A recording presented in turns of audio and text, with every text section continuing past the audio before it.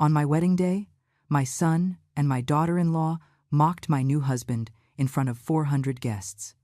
They said he wasn't a stepfather. They said he was trash. My daughter-in-law's entire family laughed out loud while I felt the world crumbling beneath my feet. I stood up, trembling with rage, and kicked everyone out of the party. It was then that my husband looked at me with a calmness I had never seen before and said something that changed my life forever. "Honey, I'm a billionaire." But let me tell you how I got to that moment.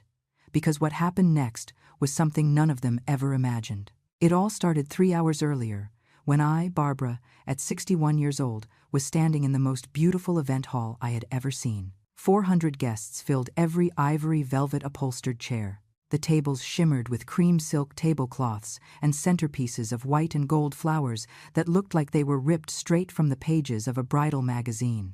I had hired the best musicians, the best catering, all paid for with my life savings.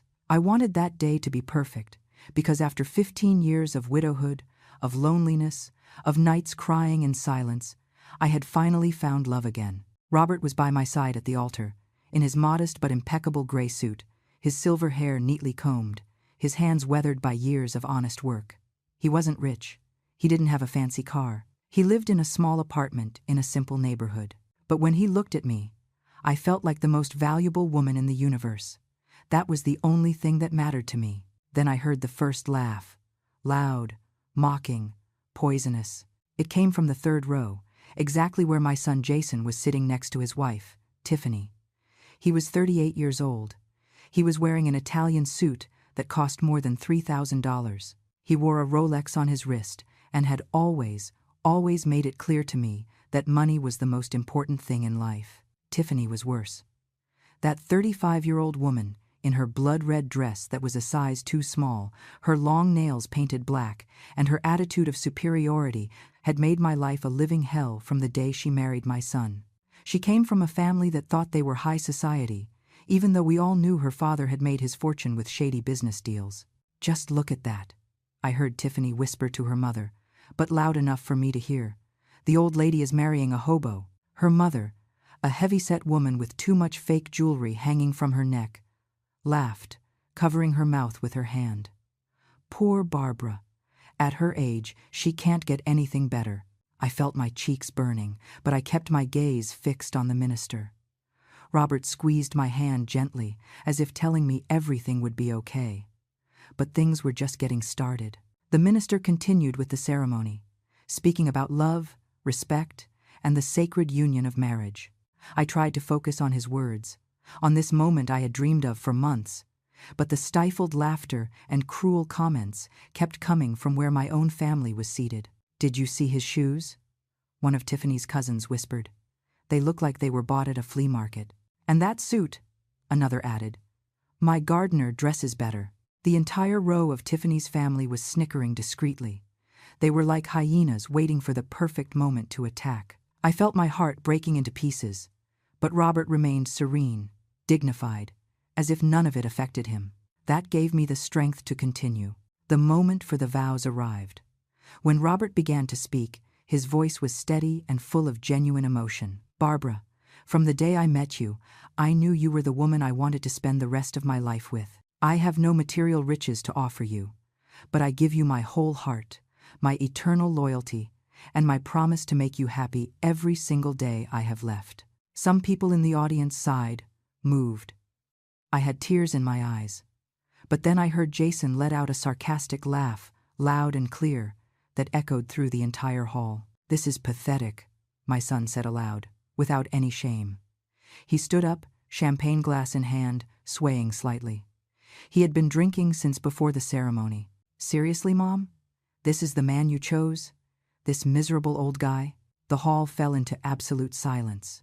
400 people held their breath.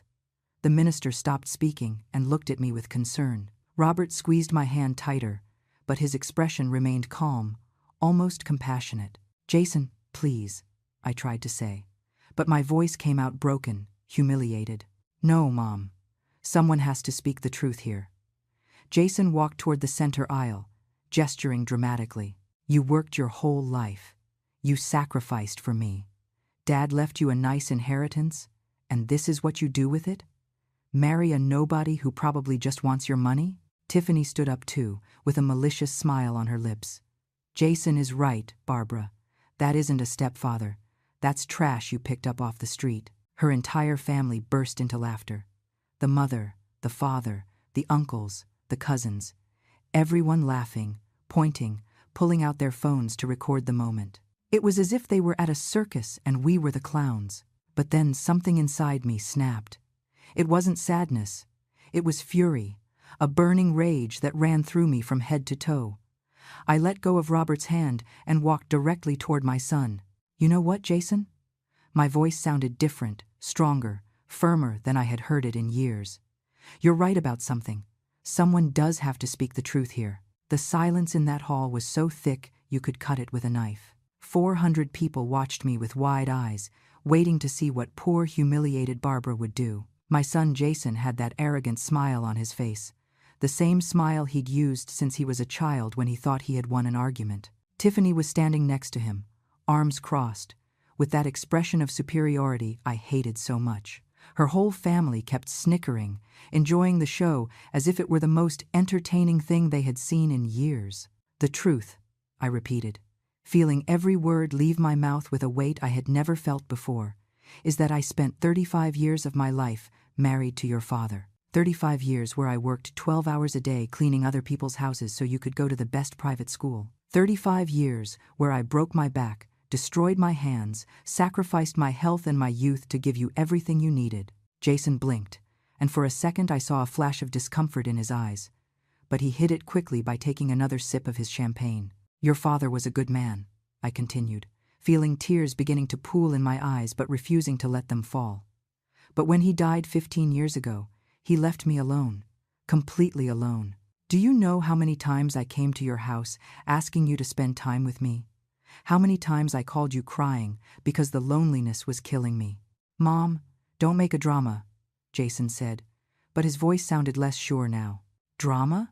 I laughed, but it was a bitter laugh, full of pain. Drama is being alone every Christmas because you were too busy with Tiffany's family. Drama is spending my 61st, 60th, 59th birthdays completely alone because you wouldn't even dignify me with a text message? Some people in the audience began to murmur. I could see faces of disapproval directed toward my son. But Tiffany wasn't going to stay quiet. Oh, please, she spat, taking a step forward with her heels clicking against the marble floor. Always the victim, right, Barbara? Always complaining, always needing attention. You know what? Jason has his own life. He can't be babysitting you like you're a child. Babysitting me, I whispered, feeling something inside me beginning to crack.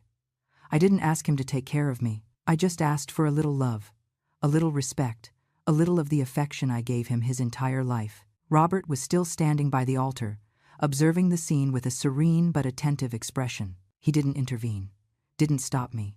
He simply stood there, giving me the space to say what I had held back for so many years. And now my voice trembled, but it remained strong.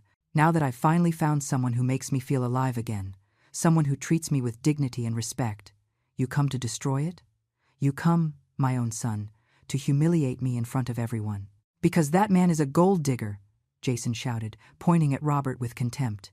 Look at him. Look closely. He dresses like a bum. He lives in a dump of an apartment. He probably doesn't even have a bank account. And I'm supposed to be happy that my mother is marrying that? Tiffany's family applauded and shouted in support.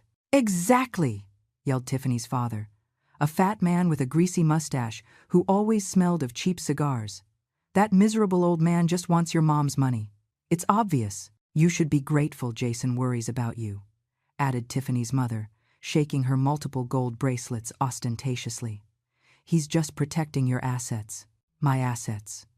The words left my mouth like poison. Since when do you care about my assets, Jason? Since when do you care about anything that isn't your own benefit? That's not fair, he protested, but his face was turning red. Not fair? Let me tell you what isn't fair. It isn't fair that when I needed $15,000 for surgery 3 years ago, you told me you didn't have any money, but 2 weeks later you bought that Rolex you're wearing. It isn't fair that when I asked to borrow $5,000 to repair my house, you made me sign a document with interest as if I were a stranger. It isn't fair that every time I asked for help, you treated me like a nuisance, like I was a burden." The murmurs in the audience grew louder. I could see people nodding their heads, others looking at Jason with critical eyes. My friends, the few I had invited, had tears in their eyes. Susan, my best friend of 30 years, was crying openly. But Tiffany wasn't finished. That woman never knew when to shut up. "You know what's really happening here, Barbara," she said, walking toward me with that attitude of superiority that made my blood boil. "You're desperate. You're old, you're alone, and you grabbed the first man who paid you any attention. It's pathetic. It's embarrassing, and frankly, my entire family is here as witnesses to the worst decision you've made in your life." Her whole family roared in approval. The cousins, the uncles, even the friends they had brought. Everyone laughing, everyone mocking. Some were recording with their phones, capturing every second of my humiliation to share later on social media. I could imagine the titles: "Crazy Old Lady Marries Hobo," or "The Most Pathetic Wedding of the Year." I felt something inside me finally break. It wasn't sadness. It wasn't pain. It was determination, a strength I didn't know I had. I turned around and walked toward Robert, who was still standing by the altar with that inexplicable calm. I took his hand and looked him in the eyes. "Are you sure you want to marry me?" I asked quietly. "Because my family is a disaster, and they clearly don't deserve to be here." Robert smiled. It was a small smile, but there was something in it, something I couldn't decipher. "Barbara, my love, I have never been more sure of anything in my life. And you're right. There are people here who don't deserve to witness this moment." I turned back toward the 400 guests. Most were good people, true friends, co-workers, neighbors who appreciated me. But there was a specific group that had turned the most important day of my life into a nightmare. "Jason," I said, and my voice resonated through the hall with an authority I had never used with my son. "You, Tiffany, and her entire family. Out, get out of my wedding, get out of my life." The silence that followed was deafening. Jason looked at me as if I had slapped him. "What?" he stuttered. "Mom, you can't be serious." "I have never been more serious in my life. I want you to leave. Now." Tiffany let out a hysterical laugh. "You're kicking us out? Us? Your own family?" "Not my family," I replied coldly. "You and your parasites, yes. You have 5 minutes to get out of this hall, or I'm calling security." Jason looked at me as if he couldn't believe what he was hearing. His face went from shock to indignation in a matter of seconds. "You're kicking me out of your wedding? Me, your only son?" "Yes," I answered without hesitating for a second. "I am kicking you out. You, your wife, and that whole family of vipers you brought with you." Tiffany stepped forward, pointing her index finger at me threateningly. Her black nails looked like claws ready to attack. "You can't do this, you stupid old woman. You have no right." "I have every right in the world. This is my wedding. I paid every penny for this event. I hired this venue. I hired the food. I hired the musicians.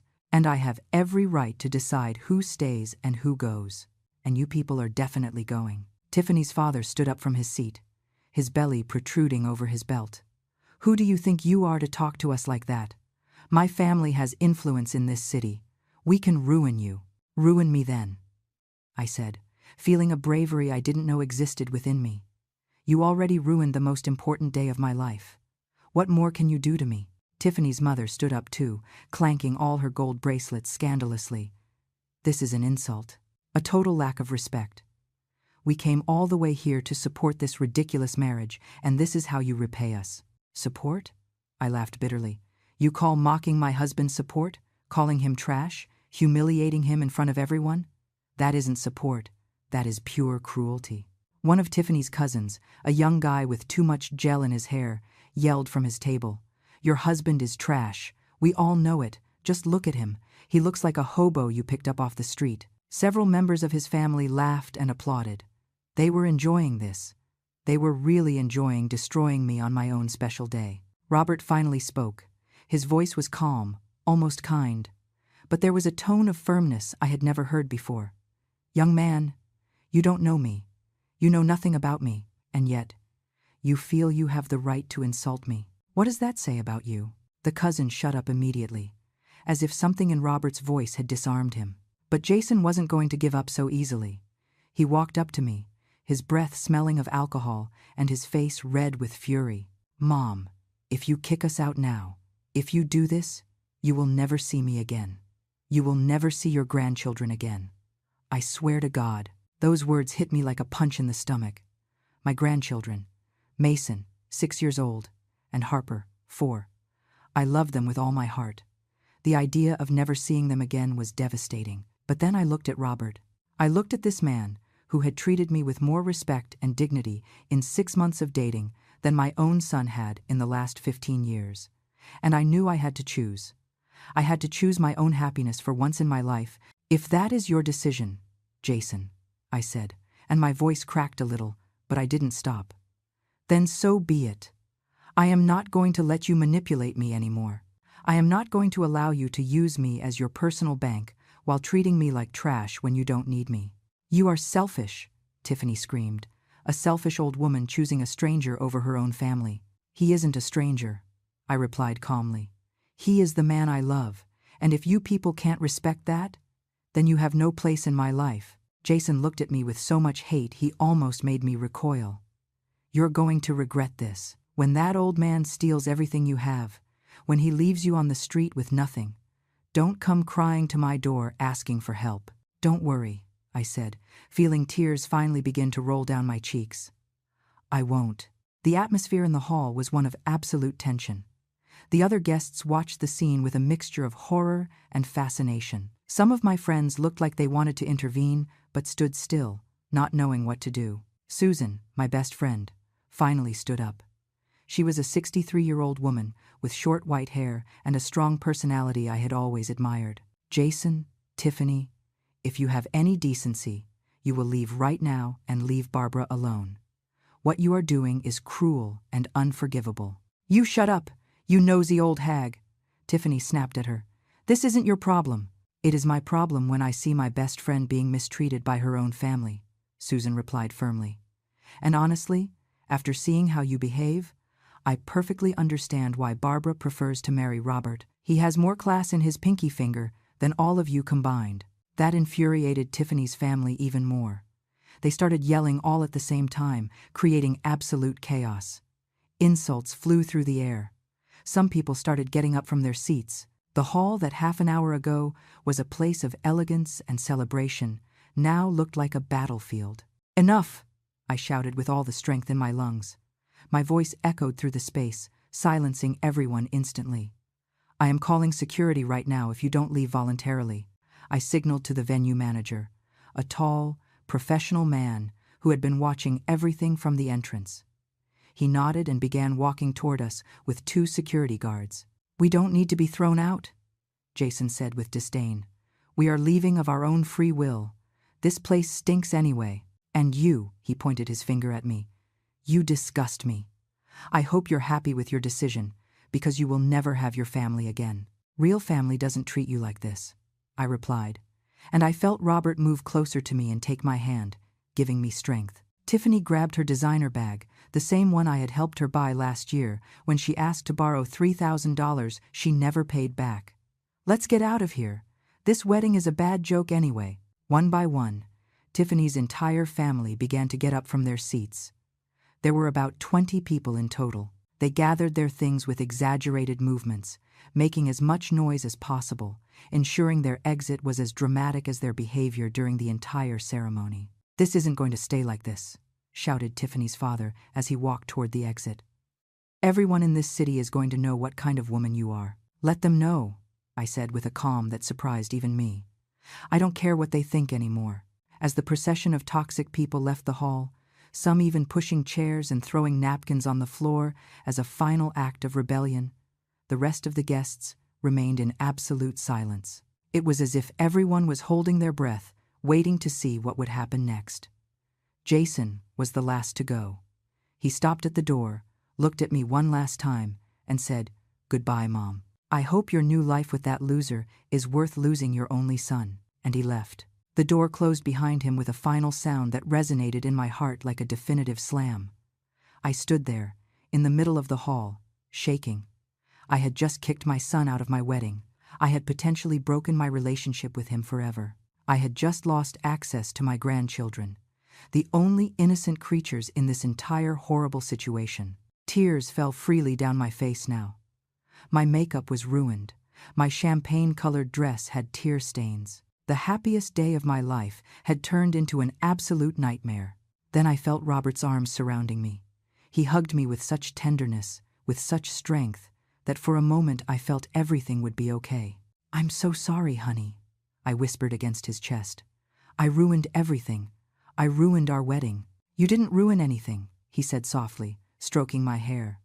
"You did the right thing, the brave thing. And I am so proud of you."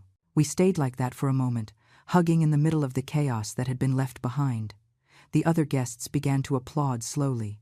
First Susan, then other friends, until the entire hall was clapping. It wasn't applause of celebration. It was applause of support, of solidarity. Robert separated gently from me and took my hands. He looked me in the eyes with an intensity I had never seen before. "Barbara, my love, there is something I need to tell you." "What is it?" I asked, wiping my tears. He took a deep breath, as if he were about to reveal something important. "I am not who you think I am." My heart stopped for a second. What did that mean? After everything that had just happened, did he have a secret too? "Robert, what are you saying?" My voice trembled. He smiled, but it was a strange smile, sad and happy at the same time. "Honey, I'm a billionaire." I stared at him as if he had spoken in another language. The words had left his mouth, reached my ears, but my brain refused to process them. "What did you say?" "I am a billionaire, Barbara," Robert repeated with absolute calm. "I have over $2 billion in assets, properties in 12 countries, companies, investments, everything." I felt my legs beginning to give out. Susan ran toward me and held me by the arm. "Barbara, breathe, breathe, friend." But I couldn't breathe. I couldn't think. Everything that had happened in the last hour, the humiliation, the pain, kicking out my own son, and now this. "I don't understand. I don't understand anything. You live in a small apartment. You drive an old car. Your clothes. It is all a conscious choice," Robert said. And his voice was so gentle it made me want to cry again. After my first wife died 8 years ago, after seeing how everyone around me only wanted my money, I decided to live simply. I wanted to find someone who loved me for who I am, not for what I have. The hall was in complete silence. Everyone was listening to every word with absolute attention. This was more dramatic than any soap opera they had ever seen. "That's why you wear those clothes," I whispered, beginning to understand. "That's why you live in that place. That's why you never let me pay when we went out." "Exactly," he nodded. "And I found exactly what I was looking for. I found you, Barbara, a genuine woman with a good heart who treated me with respect and affection even when she thought I had nothing to offer except my love." Tears returned to my eyes, but this time they were different. They weren't tears of pain or humiliation. They were tears of something I couldn't name yet. "Why tell me now? Why here, after all this?" Robert looked toward the door where Jason and Tiffany had left minutes before. "Because I wanted you to see who they really are. I wanted you to see their true character when they thought I was nothing. And I wanted you to make your own decision about them before knowing the truth about me." "My God," I whispered, bringing my hands to my face. My son just insulted and humiliated a billionaire." "Your son just insulted and humiliated the man you love," Robert corrected gently. "The money shouldn't change that." He was right. He was absolutely right. But my mind kept spinning, processing this impossible information. $2 billion? How? From where? Robert smiled, and for the first time, I saw a flash of pride in his eyes. "I started with nothing, just like you. I worked in construction for 20 years. I saved every penny. I invested in real estate when no one else did. I bought properties everyone said were worthless. I built an empire brick by brick. But when my wife, my beloved Letitia, died of cancer, all that money meant nothing. I couldn't save her. I couldn't make her stay with me one day longer." His voice cracked at the end, and I saw genuine pain in his eyes. This man had suffered. He had loved and lost, just like me. "After her death," I continued, Everyone around me changed. My friends only called me when they needed money. The women who sought me out only saw dollar signs. My own in-laws tried to sue me for the inheritance. I realized that money had poisoned all my relationships, so I decided to disappear from the radar. I kept my businesses, but I changed my lifestyle completely. Susan was still by my side, holding me, but even she was slack-jawed listening to this story. Meeting you, Barbara. Robert took my hands in his. It was like living again. You treated me with dignity. You listened to me when I spoke. You laughed at my bad jokes. You cooked me your homemade food. You invited me to your home without caring that my clothes were old or my car was rusty. You loved me for who I am. I don't know what to say, I stuttered. My world had been completely turned upside down in less than 2 hours. You don't have to say anything now, he said, caressing my cheek tenderly. I know it's a lot of information. I know all this is overwhelming, but I wanted you to know. I wanted you to know that you made the right decision, that defending our love, defending our relationship, was worth it. Suddenly, everything began to fit in my mind like pieces of a puzzle. The small details I had noticed but never questioned. The way Robert always seemed so self-assured, the way he talked about business with deep knowledge, the times he had casually mentioned traveling the world, his education, his vocabulary, his way of carrying himself.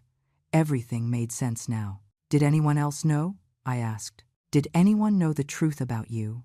My lawyer, Charles, Robert replied. He is here today, in row 12. He has been handling my affairs for the last 8 years. I asked him to come to our wedding as a witness. I looked toward row 12 and saw a distinguished man of about 50, dressed in a clearly expensive suit, nodding when our eyes met. He looked like someone important. How had I not noticed him before? And what happens now? I asked, feeling completely lost. What does all this mean for us? Robert smiled at me with that same love I had seen in his eyes from the first day we met. It means that now we can start our life together without secrets. It means I can give you everything you deserve. It means you will never have to worry about money, about security, about anything ever again. But more important than all that, he squeezed my hands tighter. It means I found someone who truly loves me, and that is worth more than all the millions in the world. Tears fell down my face freely now. I couldn't control them. Everything was too much. The emotion, the shock, the revelation, everything mixed into a whirlwind of feelings I couldn't process. Susan hugged me tightly. Friend, I always told you this man was special. I always knew it. Other guests began to approach, offering words of support and congratulations. But I was still in a state of shock, trying to process this new reality. There is something else you should know, Robert said softly. The money your son Jason lent you with interest, the $5,000. I already paid it without you knowing. I deposited the full amount into his account 3 months ago. What? My voice sounded like a squeak. I didn't want you to have that debt on your shoulders, but I asked Charles to do it anonymously. I wanted to see if Jason would mention it to you, if he would return the money or tell you the debt was settled. He never told you anything, did he? I shook my head slowly, feeling a new wave of betrayal hit me. He never told me anything. In fact, 2 weeks ago he called me, asking when I was going to pay him. Robert sighed sadly. I imagined so. That's why I needed you to see his true character before we got married. I needed you to know exactly who you were dealing with. Then it all made sense. The test. It had all been a test, not for me, but to reveal the true nature of the people around me. And everyone had failed spectacularly. My son, I whispered, feeling my heart breaking again. My own son was scamming me. I am so sorry, love, Robert said, hugging me. I know it hurts. I know it's devastating. But it was better that you knew now than to keep living in ignorance. He was right. Of course he was right. But that didn't make it hurt any less. My only son, the baby I had carried in my womb for 9 months, the boy I had raised with so much love and sacrifice, had been stealing from me. He had been lying to me. He had been using me. And today, at my wedding, he had shown his true face. What do we do now? I asked, feeling completely exhausted. Robert looked me in the eyes with determination. Now we continue with our wedding. Now we get married surrounded by the people who truly love and support us. And after we start our new life together. The minister, who had remained silent during all the drama, approached us with an expression of genuine compassion. He was an older man, about 70, with decades of experience officiating weddings, but even for him, this had been extraordinary. "Do you wish to continue with the ceremony?" he asked gently. I looked at Robert. I looked at the hall full of people who had witnessed my humiliation and my defense. I looked at Susan, who smiled at me with tears in her eyes, and I knew the answer. "Yes," I said with a firm voice. "Yes, we want to continue." The next few minutes were a whirlwind of emotions. The minister resumed the ceremony where we had left off. This time, there were no interruptions. There was no cruel laughter. There were no hurtful comments. There was only love, support, and a completely different energy in the atmosphere. When Robert put the ring on my finger, I felt like I was starting a completely new life. And when they pronounced me his wife, the hall erupted in genuine, sincere applause. I kissed my husband, and in that moment, all the pain of the last few hours vanished momentarily. I was happy. I was married to the love of my life, and nothing else mattered in that instant. The reception was beautiful. Without the toxic presence of Jason, Tiffany, and her family, the atmosphere transformed completely. People danced, laughed, celebrated with true joy. My friends constantly came up to congratulate me and tell me how brave I had been. Some even admitted they had always thought Jason treated me poorly but had never dared to tell me. During dinner, Robert stood up and asked for everyone's attention. The hall went quiet. "I want to thank everyone who stayed today," he began, his voice resonating with natural authority. "You have witnessed something very difficult, but also something very important. You have seen an incredible woman defend her dignity and her right to be happy, and I want you to know that I feel honored to be her husband." Applause filled the hall. Robert continued. "I also want to clarify something. Some of you heard my confession a while ago, and I know many have questions, so let me be completely transparent. I am the founder and owner of Pacific Construction, one of the largest real estate development companies in Latin America and the U.S. There was a collective gasp. Pacific Construction was legendary. They had built some of the most iconic buildings in the region. Luxury hotels, malls, residential complexes. I myself had cleaned some of those buildings when I worked in janitorial services. The reason I never mentioned it, Robert continued, is because after losing my first wife, I realized money attracted the wrong people. I wanted to find true love, not interest. And I found it in Barbara. This woman loved me when she thought I was a simple retired worker. She gave me her heart without expecting anything in return. And that, my friends, is priceless. He took my hand and lifted me up to stand beside him. So now, I want to promise her in front of all of you that I will dedicate the rest of my life to making her happy, giving her everything she deserves, and protecting her from anyone who tries to harm her. The ovation was deafening. Susan was weeping openly. Other friends hugged each other emotionally. It was as if everyone shared my happiness in a deep, genuine way. But amidst all that joy, my mind kept returning to one image, Jason's face when he left the hall. The rage, the contempt, the absolute certainty that I was making the biggest mistake of my life. And I wondered, what would he be thinking now? Would he have heard the rumors about who Robert really was? Would he know by now that he had insulted and humiliated a billionaire? As if Robert could read my thoughts, he leaned toward me during the dance and whispered, "I know you're thinking about him. It's normal. He's your son." "I can't help it," I admitted. "Despite everything he did, he is still my son, and it hurts. It hurts a lot." "I know, honey, and I don't expect that to change overnight. But I want you to know something. The fact that he is your son doesn't give him the right to mistreat you. Family love shouldn't include abuse, manipulation, or humiliation." He was right. I knew it in my heart. But a mother's heart is complicated. You can know your child has hurt you deeply and still love him. You can recognize his toxicity and still miss him. It is a painful contradiction that only mothers completely understand. The party continued late into the night. We danced, ate cake, toasted with champagne that probably cost more than I earned in a month when I cleaned houses. Everything was surreal. This morning I had woken up as Barbara, the 61-year-old woman who had worked hard all her life to survive. Now I was going to sleep as Barbara, the wife of a billionaire. When we finally retired to the bridal suite Robert had reserved at the most luxurious hotel in the city, I felt overwhelmed by everything. The room was bigger than my entire apartment. It had floor-to-ceiling windows overlooking the entire lit-up city. A huge bed with sheets that probably cost thousands of dollars. A marble bathroom with a tub that looked like a small pool. "Are you okay?" Robert asked, taking off his jacket. I sat on the edge of the bed, still wearing my champagne-colored dress. "Honestly, I don't know. I feel like I'm in a dream, or maybe a nightmare, or both at the same time." Robert sat next to me and took my hand. "I know it's a lot to process. Everything changed in a matter of hours. But I want you to know something very important, Barbara. Nothing between us has changed. I am still the same man you met 6 months ago. The same man who fell in love with your laugh, your kindness, your strength. The money is just money. It doesn't define who I am. But it changes everything," I whispered. "It changes absolutely everything."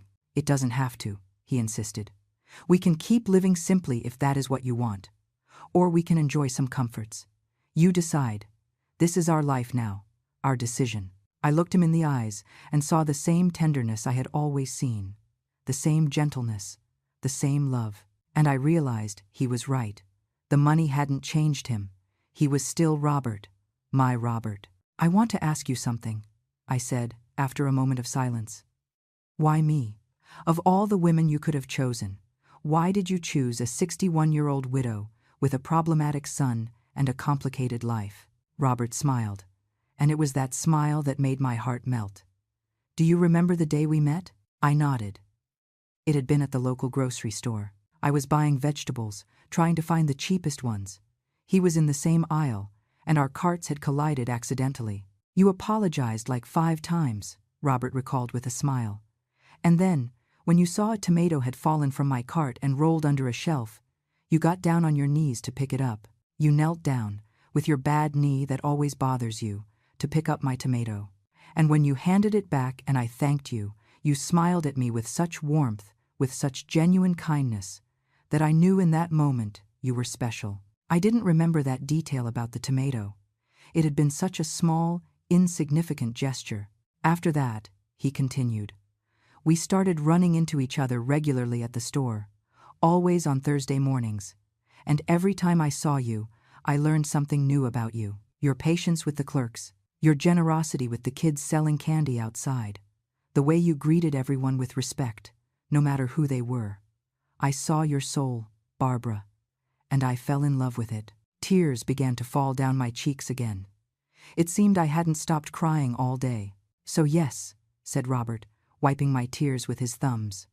"Of all the women I could have chosen, I chose you, because you are real, because you are good, because you make me feel alive again." We kissed, and in that kiss was a promise of a future together, no matter what challenges came. But even in that perfect moment, in that luxurious room, with my new husband by my side, a part of me couldn't stop thinking about Jason, about how he would react when he found out the whole truth, about if we could ever repair our relationship, and if I really wanted to try after everything he had done. I woke up the next morning in that huge bed, wrapped in sheets that felt like clouds. For a moment, I thought it had all been a dream. The wedding, the humiliation, Robert's revelation.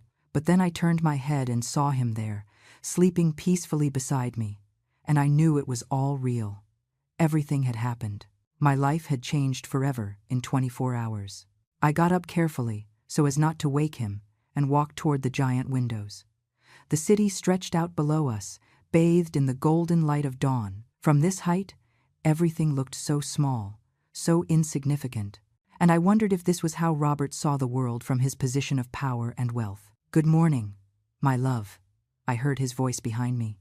I turned and saw him sitting up in bed, hair messy and a soft smile on his face. "Good morning," I replied, feeling a mix of happiness and anxiety. I couldn't sleep anymore. Understandable. Yesterday was an intense day. He got up and walked toward me, wrapping me in a hug from behind. "What are you thinking about?" "Everything," I admitted. "About Jason. About what happened. About what comes next. Robert kissed my head softly. I have something to show you. Something I think will help you better understand who I am and what our new life together means. Half an hour later, we were in a private helicopter. A helicopter. Never in my life had I imagined I would be flying in one. Robert handled the controls with the ease of someone who had done it 1,000 times before.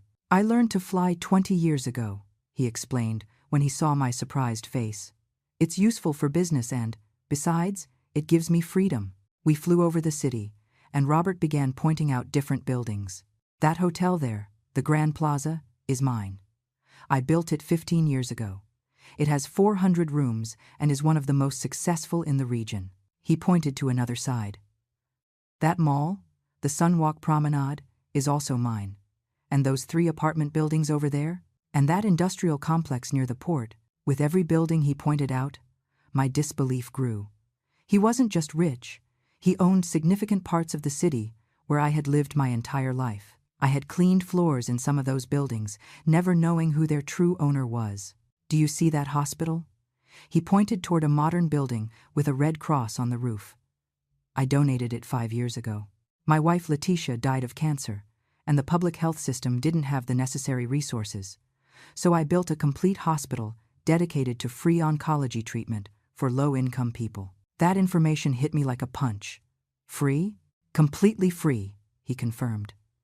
No one should die because they can't pay for their treatment. Letitia had access to the best doctors in the world, and we still couldn't save her. But at least I can help others who don't even have that opportunity. I began to see Robert in a completely different light. He wasn't just a rich man. He was a man who used his wealth to do good, to help others, to build something meaningful. I also have foundations, he continued as we landed on the roof of an impressive building. One for educational scholarships, another for social housing, and another for entrepreneurs who need starting capital but can't get bank loans. We got out of the helicopter and entered the building. It was the headquarters of Pacific Construction. The offices were elegant, but not ostentatious.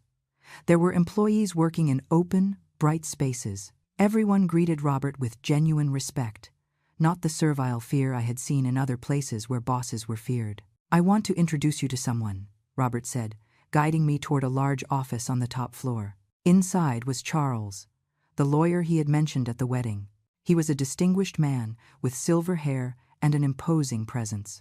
Mrs. Barbara, he greeted me with a slight bow. It is an honor to finally meet you properly. Robert has spoken a lot about you over the last 6 months. Really? I asked, surprised. Of course, Charles smiled.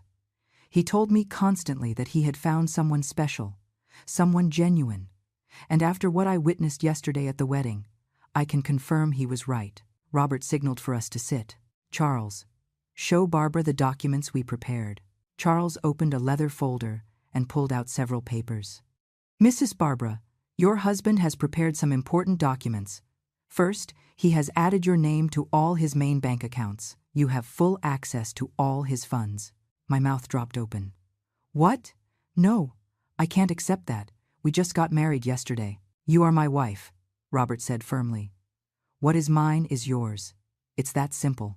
Furthermore, Charles continued, he has transferred ownership of 3 properties to your name: a beach house, an apartment in the city, and a ranch in the mountains. He has also established an investment fund in your name with an initial value of $50 million. I felt dizzy. $50 million. For me. A woman who had spent most of her life worrying about how to pay the rent every month. Robert, this is too much, I protested. I can't. Yes, you can, he interrupted gently. And there is more. I have also established trust funds for your grandchildren.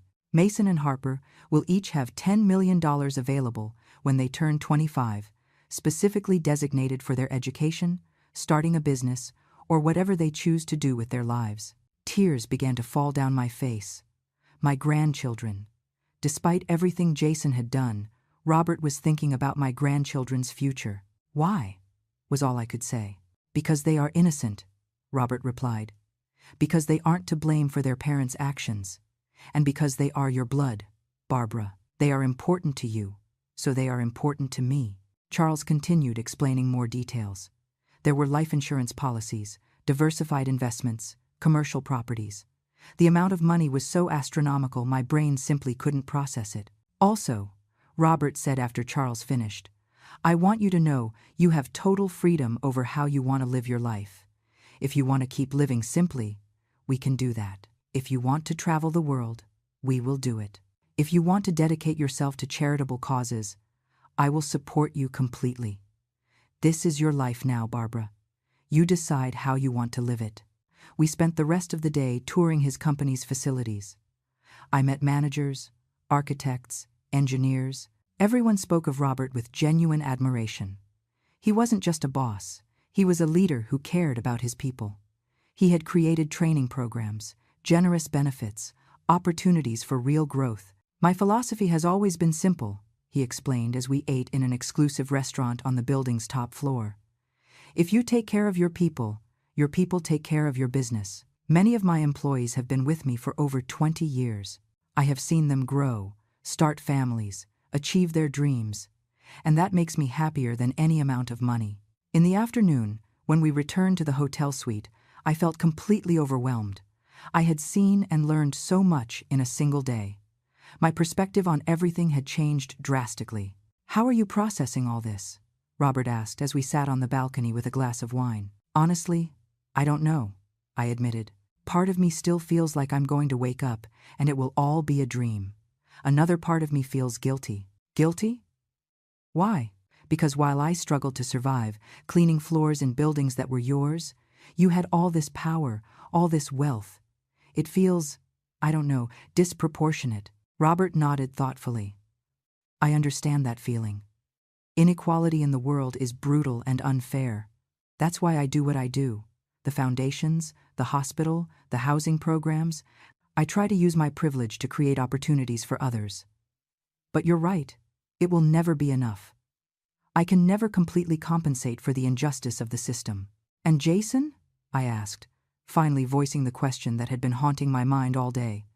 What happens with him? Robert sighed. Charles has been monitoring the situation. Apparently, your son and Tiffany are having some serious financial problems. They have been living beyond their means for years. They have massive debts.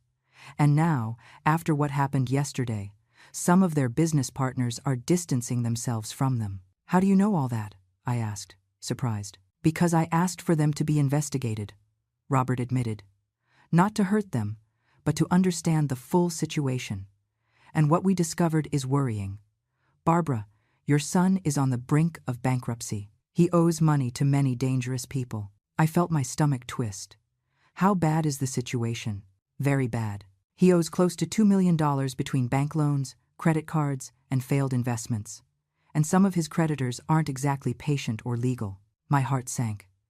Despite everything Jason had done to me, he was still my son. The idea that he was in danger terrified me. $2 million, I repeated, feeling panic begin to take over. How is it possible he owes so much money? Robert took my hand. According to Charles's investigation, Jason invested in several fraudulent businesses. He bought stocks in shell companies. He borrowed money at usurious rates to maintain his luxurious lifestyle. And Tiffany didn't help. She spends as if money were unlimited. Designer bags, jewelry, trips to Europe, all on credit cards that are already maxed out. I brought my hands to my face. My God. And here I am, with access to millions, while my son is sinking in debt. Barbara, look at me. Robert lifted my chin gently so our eyes met. Your son humiliated you publicly. He called you horrible things. He ruined the most important day of your life, and he did it when he thought I had nothing to offer you. Do you really believe he deserves your compassion after that? He's my son, I whispered, tears starting to fall again. I know he treated me horribly. I know he was cruel. But he's still my son, Robert. I can't just turn off those feelings. Robert nodded with understanding. I know, and I'm not asking you to. But you need to understand something. If you give him money now, if you rescue Jason from this situation, he will never learn. He will never face the consequences of his actions. And most importantly, he will never truly value your sacrifice. But you said some of his creditors are dangerous. What if they hurt him? What if they hurt Tiffany? Or worse, my grandchildren? The kids are safe, Robert assured. Charles already took care of that. We hired discreet security to watch them. No one will touch Mason or Harper, I promise you. That information gave me some relief, but the knot in my stomach wouldn't disappear. And Jason? Are you watching him too? Yes. And here is where things get interesting. Robert leaned back in his chair. His expression became more serious. 3 days ago, Jason found out who I really am. A partner of his showed him a Forbes article where I appear on the list of the richest men in Latin America. My heart stopped. And what did he do? At first he didn't believe it. He thought it was a coincidence of names. But then he looked up photos and recognized me. Since that moment, he has tried to contact me 12 times. Calls, messages, emails. All through my company's official channels. And what did you do? Nothing. I ignored every attempt. But Charles saved all the messages. Do you want to hear what they said? I wasn't sure I wanted to know, but I nodded anyway. Robert took out his phone and began to read. First message. Mr. Robert Sterling, I am very sorry for the misunderstanding at the wedding. I didn't know who you were. Please allow me to explain. He paused and looked at me. Notice how he says he regrets the misunderstanding, not his actions, as if the problem was that he didn't know I was rich. He continued reading. Second message. Sir, I am Jason, Barbara's son. I need to speak urgently with you about a business matter. I have a proposal that could be mutually beneficial. Robert let out a bitter laugh. He doesn't even mention his mother. He goes straight to asking for business favors. Third message, he continued reading. This one was sent last night. Mr. Sterling, I am going through a complicated financial situation. As your wife's son, I hoped we could speak as family. I am sure we can reach an agreement that benefits everyone, especially Mom. I felt nauseous. Is he using my name to manipulate you? Exactly. And there is more. Message number 7. Mr. Robert, I know I made mistakes at the wedding. I was drunk and wasn't thinking clearly. But I am Barbara's only son. The grandchildren she adores are my children. Do you really want to break that family relationship? I can make her happy if you help me solve my current problems. That is emotional blackmail, I said, feeling rage begin to replace concern. Absolutely. And the most recent message, sent this morning. Robert, I need $500,000 by the end of the week, or I will be in serious trouble. As my mother's husband, you have a moral obligation to help her family. I promise to pay it all back with interest. I trust in your understanding. I stayed silent for a long moment, processing everything I had just heard. My son hadn't called to apologize to me. He hadn't tried to repair our relationship. He hadn't shown an ounce of genuine regret. He only wanted money. He was just trying to use my marriage to solve his own financial problems. What do you plan to do? I asked finally. The question is, what do you want me to do? Robert replied. You are his mother. You are my wife. This decision affects you as much as me. I stood up and walked toward the edge of the balcony, looking at the city stretching out beneath us. Somewhere down there, my son was desperate, scared, probably planning his next move. Part of me, that maternal part that never disappears no matter how much they hurt you, wanted to run and save him. I wanted to give him the money and solve all his problems. But another part of me, the part that had been humiliated in front of 400 people, the part that had been used and manipulated for years, the part that had finally found the strength to defend her dignity, knew that would be a mistake. Don't give him the money, I said finally, my voice firmer than I expected. Not yet.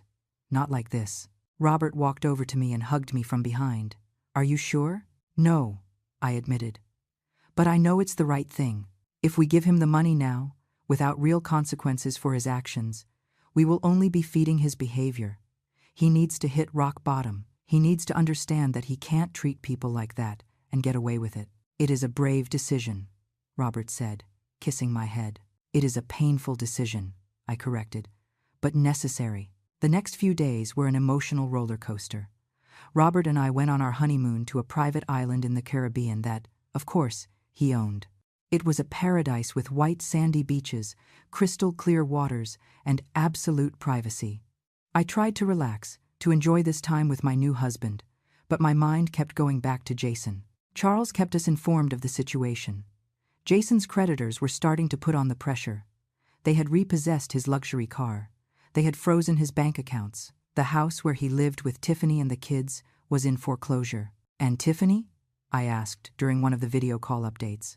She left Jason 2 days ago, Charles informed with his usual professional tone. She went to live with her parents and took the children. She filed for divorce yesterday morning. I felt a pang of pain for Jason, despite everything. Being abandoned by your wife, losing your children, facing financial ruin, all at the same time. It was devastating. And how is he? I asked. Not well, Charles admitted. Our contacts say he has been drinking heavily. He isn't eating properly. He has tried to contact several of his former friends and partners, but everyone has turned their back on him now that they know he is broke. How convenient, I muttered bitterly. There is something else, Charles continued. Jason tried to sell his story to the media. He called several newspapers and TV shows, offering an exclusive on how his mother married a billionaire and abandoned him in his time of need. What? I shouted, feeling rage invade me. Don't worry, Robert took my hand. Our PR team already handled it. No reputable outlet will touch that story, especially after we showed them the videos of the wedding where he publicly humiliates you. There are videos? I asked, surprised. Of course, several guests recorded the whole incident, and with your permission, we have used them strategically to protect your reputation. If Jason tries to paint you as the villain, we have clear evidence of who really acted poorly. I sat in silence, absorbing all this information. My son had fallen so low that he was trying to sell me out to the media. He was trying to use my happiness, my new life, as a way to make money and victimize himself. I said slowly. I need to see him. Robert looked at me with concern. Are you sure that's a good idea? No, but I need to do it. I need to look him in the eyes and tell him exactly how I feel. I need that closure. 3 days later, I was standing in front of a dilapidated apartment building in one of the poorest neighborhoods in the city. It was an area I knew well. I had lived in similar places for years when Jason was small. The smell of dampness and trash filled the air. The walls were covered in graffiti, and the stairs creaked dangerously under my feet as I went up to the 3rd floor. Robert had insisted on accompanying me, but I asked him to wait in the car with the bodyguards, who now, apparently, were a permanent part of my life. This was something I needed to do alone. I knocked on the door of apartment number 32. I heard shuffling footsteps on the other side, and then the door opened slowly. What I saw broke my heart despite everything. Jason looked terrible. He had several days' worth of stubble, deep, dark circles under his eyes. His clothes were wrinkled and stained. The apartment behind him was tiny and messy, with empty alcohol bottles scattered everywhere. This wasn't the arrogant, well-dressed man who had humiliated me at my wedding. This was a broken man. Mom. His voice came out as a broken whisper. His eyes filled with tears immediately. Mom, you came. I came, I said, keeping my distance in the doorway. I wasn't going inside. I wasn't going to make things easy for him. Please, come in. I know the place is horrible, but, he started. But I interrupted him. I'm not coming in, Jason. I came to tell you a few things and then I will leave. His face crumbled. Mom, please. I need to talk to you. I need to explain. It's all been a nightmare. Tiffany left me, took the kids. I lost everything and what did you expect? My voice sounded harsher than I intended, but there was so much accumulated pain I couldn't contain it. Did you expect that after publicly humiliating me, calling my husband trash, trying to ruin the most important day of my life, everything would just stay the same? I was drunk, he tried to excuse himself. I didn't know what I was saying. If I had known who Robert really was, that's it, isn't it? I interrupted, feeling the rage grow in my chest. That's the truth? If you had known Robert is a billionaire, you would have treated me differently. If you had known he had money, you would have respected him. But because you thought he was poor, that he was worth nothing, you felt you had the right to treat us like trash. No, Mom, it's not like that, he stuttered. But we both knew it was exactly like that. Yes, it is, Jason. And that tells me everything I need to know about who you really are. You didn't love me. You didn't respect my happiness. You only cared about money. You only cared about how my marriage affected you. Please, his tears fell freely now. Please, Mom, I'm sorry. I'm so sorry. I made a terrible mistake. I was jealous. I was scared of losing you, and I reacted in the worst way possible. Jealous? I repeated with disbelief. You left me alone for 15 years and you were jealous? You ignored my calls, my pleas to spend time together? You treated me like a personal bank and you were jealous? You're right. I'm a bear. I mean, a beast. You're absolutely right. I was a horrible son. The worst son anyone could have. But I'm paying for it now. I'm losing everything. I already lost everything. And the only thing I have left is you. Mom, you're the only thing I have left in this world. You lost me too, I said, and the words came out with a deep pain that pierced my chest. You lost me the day you decided your pride and materialism were more important than your mother. No, he moaned, falling to his knees. Don't say that. Please don't say that. I'll give anything to fix it. Anything. Anything? I asked, crossing my arms. Then why were all your messages to Robert asking for money? Why wasn't a single one of those messages a sincere apology to me? Why did you try to sell our story to the media? His face went pale. How do you know about that? I know everything, Jason. I know about your debts. I know about the illegal lenders. I know Tiffany left you. I know you tried to use my marriage to get out of your problems. I know it all. He stayed silent, still on his knees on the dirty floor of that miserable apartment. I'm desperate. Mom, I need $500,000 by Friday or very bad people are going to hurt me. People who don't play around. They've already threatened me twice. And you came to me, I said with a calm I didn't feel. Not because you love me, not because you value our relationship, but because you need money. No, it's not just for the money. I miss you, Mom. I miss having you in my life. I miss what, Jason? Miss having someone you can manipulate? Miss having a personal bank that never said no? Miss having someone who cleaned up your messes without complaining? I miss my mother, he whispered, and there was something genuine in his voice that almost made me waver. I miss how you took care of me when I was a kid, how you were always there for me, how you made me feel safe and loved. That kid doesn't exist anymore, I said, feeling tears beginning to sting my eyes. He turned into a man who values money more than people, a man who married a toxic woman and allowed her to poison our relationship, a man who used me for years and then humiliated me when I finally found happiness. I can change, he pleaded. Give me a chance. Just one more chance, and I promise I'll be different. How many chances have I given you already, Jason? How many times did I lend you money you never paid back? How many times did I forgive you for canceling our plans? How many times did I swallow my pain when you treated me like I was invisible? And what did you do with all those chances? He had no answer. He just stayed there, on his knees, crying like a child. I'm going to tell you something, I continued, my voice trembling but firm. Robert wanted to help you. When he found out about your financial problems, his first instinct was to pay it all. $500,000 is nothing to him.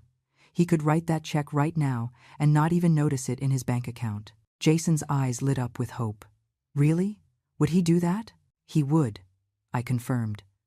But I told him no. The hope on his face turned into shock. What? Why? Because if I rescue you now, you will never learn. You will never understand the real value of things. You will never value people over money. You will keep being the same superficial and materialistic man who treated me like trash. But Mom, they're going to hurt me. These men aren't playing. They've threatened me with death. I know, I said, and my heart was breaking saying the next words. And that terrifies me. Because despite everything you've done to me, you're still my son, and I don't want anything bad to happen to you. But I can't keep being your eternal savior either. I can't keep being the person who fixes all your problems while you never face the consequences of your actions. So what am I supposed to do? He shouted, his voice full of desperation. Just wait for them to kill me? You're going to do what any responsible adult would do, I replied. You're going to go to the police. You're going to report the illegal lenders. You're going to ask for protection. And you're going to start rebuilding your life from zero, the right way this time. The police can't do anything against these people. They're too powerful. They have too many connections. Then I'll give you something better than money, I said, taking a business card out of my purse. It was Charles's. This is Robert's lawyer. He is one of the best in the country. Call him. He will handle your legal situation, protect you from the lenders, and help you file for bankruptcy in an orderly way. Jason took the card with trembling hands. And then what? After I'm safe, you will come back to my life. That depends on you, I replied. It depends on if you really change, if you learn from this, if you can become the man I know you can be, the man I raised you to be. And my kids? Can I at least see them? Can they meet their grandmother again? That question hit me hard. Mason and Harper. I had missed them every day since the wedding. I will talk to Tiffany, I promised. But she doesn't owe me anything. If she decides she doesn't want me to see the kids for now, I'll have to respect that decision. She hates you, Jason said bitterly. She says this is all your fault, that if you hadn't married that old man, none of this would have happened. Of course she says that, I replied without surprise, because assuming responsibility would mean admitting her unsustainable lifestyle contributed to this situation. I turned to leave. But then Jason called me one last time. Mom, wait, just tell me one thing. Will you ever be able to forgive me? I stopped in the hallway and looked at him over my shoulder. I don't know, Jason. Honestly, I don't know. But I can tell you this. I want to be able to. I want to believe my son is still in there, under all that pride and materialism. So prove it to me. Prove to me that you're worth it. 6 months later, I was sitting on the terrace of our new house, a beautiful villa overlooking the ocean that Robert had designed specifically to my tastes. The sea breeze caressed my face while I drank my morning coffee and watched the waves breaking against the private beach. It was a life I had never imagined for myself, and yet, here I was, living it. My phone rang. It was Susan, my friend. Barbara, turn on the news, Channel 7, quick. With my heart racing, I turned on the TV. What I saw left me breathless. It was Jason, but not the destroyed man I had seen 6 months ago. He was in a simple but dignified suit, standing in front of a group of young people at what looked like a community center. A year ago, Jason was saying to the camera, I lost everything. I lost my house, my marriage, my money. But worst of all, I lost my dignity and almost lost my mother. Today I am here to tell these young people my story, not so you pity me, but so you learn from my mistakes. The reporter asked him questions about his fall and his recovery. Jason spoke openly about his debts, about how he had lived beyond his means, about how he had valued material things over the people he loved. My mother, he said, and his voice cracked a little, gave me the hardest but most important lesson of my life. She let me fall. She let me face the consequences of my actions, and at first I hated her for it. But now I understand it was the greatest act of love she could have given me. Robert appeared behind me and put a hand on my shoulder. Are you okay, honey? I don't know, I whispered, unable to take my eyes off the screen. The report continued showing how Jason had declared bankruptcy with Charles's help, how he had found a job at a construction company, starting from the bottom as an assistant. They showed his small but clean and tidy apartment. They showed how he now gave talks at schools and community centers about financial literacy and the consequences of materialism. And his relationship with his mother? Asked the reporter. Jason lowered his gaze. We are working on that. Slowly. She gave me her number 3 months ago, and we talk once a week. They are difficult conversations. There is a lot of pain to heal, but for the first time in years, I feel like we are being honest with each other. It was true. After he called Charles that day in his apartment, things had begun to change gradually. Charles had handled his legal situation brilliantly, reaching agreements with the lenders and protecting Jason from any violence. The bankruptcy had been humiliating for him, but necessary. 2 months after our meeting, Jason had sent me a letter, not a text message, not an email, but a handwritten 10-page letter. In it, he detailed all his regret, his arrogance, his materialism, how he had allowed Tiffany to poison our relationship. But most importantly, he apologized. He didn't ask for anything. He didn't mention money. He just apologized, deeply and sincerely. That letter made me cry for hours. Robert held me while I processed all those complicated feelings. I gave him my phone number a week later. Our first conversation was clumsy, awkward, full of long silences, but we continued. Every week, without fail, we spoke for 30 minutes. And his children? The reporter continued on the TV. That is in process, Jason replied. Tiffany and I are in co-parenting therapy. It was something I suggested because I want my children to have functional parents, even if we aren't together. Is there any message you want to give to people going through similar situations? Jason looked directly at the camera. Yes, pride will destroy you if you let it. Materialism will consume you.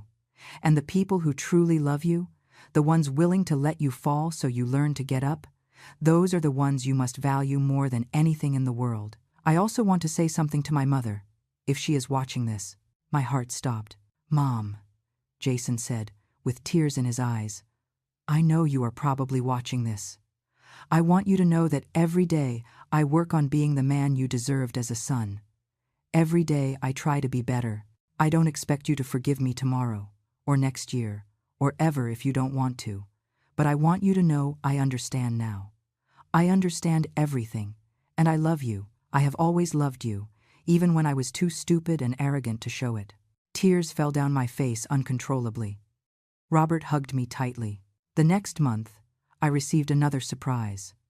Charles called to inform me that Jason had returned the money he owed, the $5,000 Robert had paid for me. He worked overtime for 4 months to gather the money, Charles explained. That night, I sent a text message to Jason for the first time, just 3 words. I'm proud of you. His response came 20 minutes later. That means more to me than any amount of money in the world. 2 weeks later, we met at a neutral coffee shop. It was awkward at first. There was so much to say, and at the same time nothing to say. But slowly, we began to talk. Would you like to meet the kids again? I asked cautiously. Jason's eyes lit up. Really? Would you do that? They are my grandchildren, I said simply. I never stopped loving them. The reunion with Mason and Harper was one of the most emotional experiences of my life. Robert was wonderful with them. He taught them to swim in our pool, told them stories, showed them that wealth doesn't make you better than anyone. One day, while we watched the kids playing on the beach, Jason told me, "Thank you for not giving up on me, Mom." Parents never give up on our children, I replied.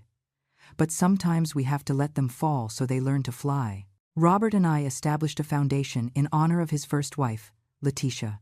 The Letitia Foundation helped older women who had been abandoned by their families. It was my idea, born from my own experience. One night, exactly 1 year after our wedding, Robert and I renewed our vows. This time it was a small ceremony at our house, only with the people who really mattered. Jason was there, with Mason and Harper. When the moment for the vows came, Robert took my hands and said, "A year ago, I promised you eternal love without you knowing who I really was. Today, I promise it to you again, now that you know everything." After the ceremony, Jason approached Robert. "Mr. Sterling, I never apologized to you properly. You are a good man, and my mother is lucky to have found you." Robert extended his hand. "The past is the past, Jason. What matters is the man you are today." That night, lying in Robert's arms, I reflected on everything that had happened. A year ago, I had been humiliated on the most important day of my life, and now I had found not only love and security, but also purpose, dignity, and a peace I had never known before. "What are you thinking about?" Robert asked. "That my whole life changed forever," I replied, "and that I wouldn't change anything that happened." "Why not?" "Because it led me exactly where I needed to be. It taught me who I really was. It gave me the strength to defend myself. And it brought me to you." Robert kissed my forehead. "You are the strongest woman I know, Barbara." "No," I corrected him gently. "I am a woman who learned to be strong when I had no other choice. And that makes all the difference."